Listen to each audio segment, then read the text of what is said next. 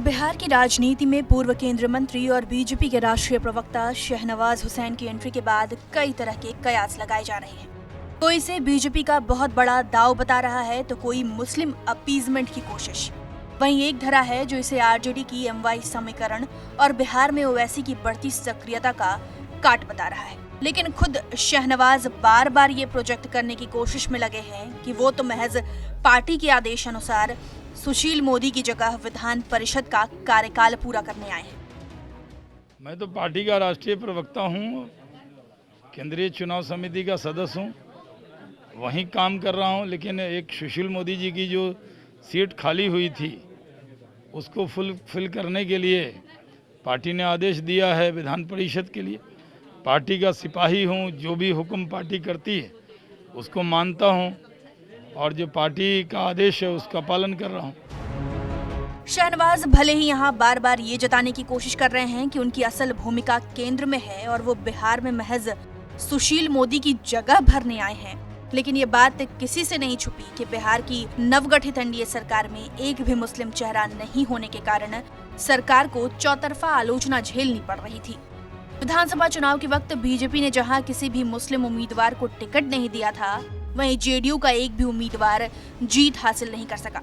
ऐसे में बीजेपी ने बिहार की राजनीति में शहनवाज की एंट्री करा के विपक्षियों को चुप कराने का काम किया है। लेकिन बिहार की सबसे बड़ी विपक्षी पार्टी भला शहनवाज की एंट्री पर क्या सोचती है? क्या शहनवाज वाकई आरजेडी के एमवाई समीकरण की काट हैं? देखिए, सैयद शहनवाज हुसैन जी तो पहले कैबिनेट मंत्री रहे हैं अटल जी के समय। उनका बनवास पिछले जब से आदरणीय नरेंद्र मोदी जी प्रधानमंत्री बने सरकार में आए तब से शहनवाज हुसैन जी डंप कर दिए गए थे, संटिंग में थे।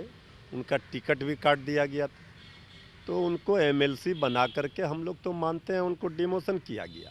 और जहाँ तक बात है मुस्लिम चेहरे की, तो कोई भी हमारा अल्पसंख्यक समाज के लोग इस कतई स्वीकार नहीं कर सकते बीजेपी में कोई मुस्लिम चेहरा हो और उस समाज का भला वो नहीं कर सकता, क्योंकि बीजेपी का जो चाल चरित्र चेहरा रहा है वो अल्पसंख्यक विरोधी है। ये बताने की ज़रूरत नहीं है, सबको पता है।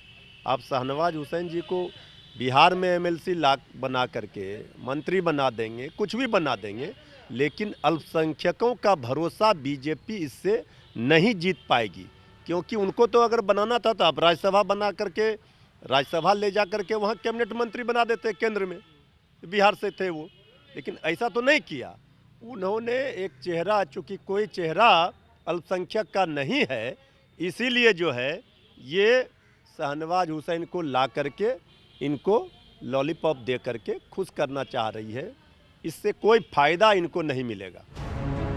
वहीं शहनवाज हुसैन खुद इन कयासों के बारे में क्या सोचते हैं, जरा ये भी सुनिए। किसी से कोई बैर नहीं रहता, मैं शालीनता की राजनीति करता हूँ। विपक्ष के भी जो नेता हैं उनसे मेरे बहुत अच्छे संबंध रहते हैं। हम राजनीति में प्रतिद्वंदी हैं, एक दूसरे के दुश्मन थोड़ी हैं। मुसलमान तो हमारे हैं, एमवाई हमारा है, बीजेपी में कहाँ से हो गया? नहीं, कोई भी, हर समाज में बीजेपी की पैठ है। नरेंद्र मोदी जी सबका साथ, सबका विकास, सबका विश्वास का रास्ता लेके चलते हैं, वो चलेंगे। बिहार में जल्द ही कैबिनेट विस्तार होना है। उम्मीद जताई जा रही है कि मुस्लिम वर्ग के प्रतिनिधि के तौर पर कैबिनेट में शहनवाज हुसैन को भी जगह दी जाएगी। इससे एक तरफ जहां बिहार के मुस्लिम समुदायों में अच्छा संदेश जाएगा, वहीं दूसरी तरफ विपक्षियों को करारा जवाब भी मिलेगा। शहनवाज के सहारे ही बीजेपी बिहार में ओवैसी की बढ़ती सक्रियता को कंट्रोल करने की रणनीति पर काम कर सकती है। शहनवाज बिहार के सीमांचल इलाके से आते हैं। सीमांचल ही वो क्षेत्र है जहां ओवैसी की पार्टी ने 5 सीटें जीती हैं। ऐसे में ओवैसी के सिपाहियों को बीजेपी के सिपाही शहनवाज हुसैन कड़ी टक्कर दे सकते हैं।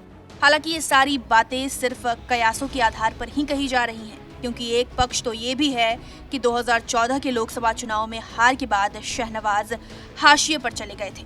ऐसे में शहनवाज की बिहार में एंट्री महज खानापूर्ति का हिस्सा भी हो सकती है। ब्यूरो रिपोर्ट, बिहार तक।